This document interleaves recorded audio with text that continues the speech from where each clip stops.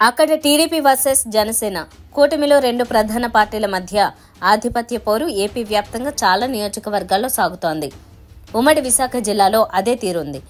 Visakha south నియోజకవర్గంలోనూ అలాగే పరిస్థితి ఉందని అంటున్నారు. అక్కడ టీడీపీ జనసేన పార్టీలకు చెందిన ఇద్దరు ముఖ్య నాయకుల మధ్య ఆధిపత్య పోరు సాగుతోంది.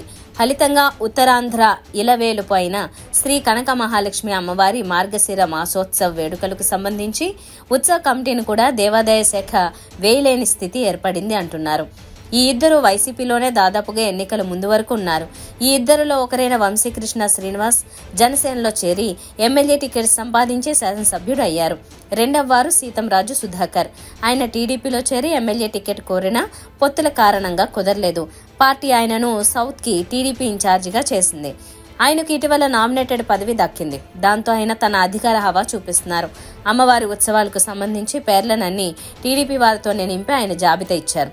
ఎమ్మెల్యేగా ఉన్న అధికారిక హోదాలో వంశీకృష్ణ మరో జాబితా ఇచ్చారు.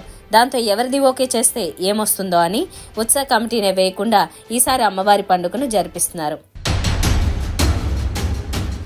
అవినీతి విచ్చలవిడిగా పెరిగింది. జగన్ రాష్ట్రంలో టీడీపీ హయాంలో కూటమి ప్రభుత్వం ఏర్పాటైన 6 నెలల్లోనే తీవ్ర ప్రజా వ్యతిరేకతను కూడగట్టుకున్నదని వైఎస్ఆర్సీపీ అధ్యక్షుడు మాజీ ముఖ్యమంత్రి వైఎస్ జగన్ ఆరోపించారు. రాష్ట్రంలో వ్యవస్థలన్నీ నీరుగారిపోయాయని, వైద్య రంగం పరిస్థితి దయనీయంగా మారిందన్నారు. నేటి నుంచి గ్రామ రెవెన్యూ సదస్సులు. రాష్ట్రంలో నేటి నుంచి రెవెన్యూ గ్రామ సదస్సులు ప్రారంభం కానున్నాయి. వచ్చే నెల 8 వరకు 17,564 గ్రామాల్లో ఈ సదస్సులు కొనసాగుతాయి.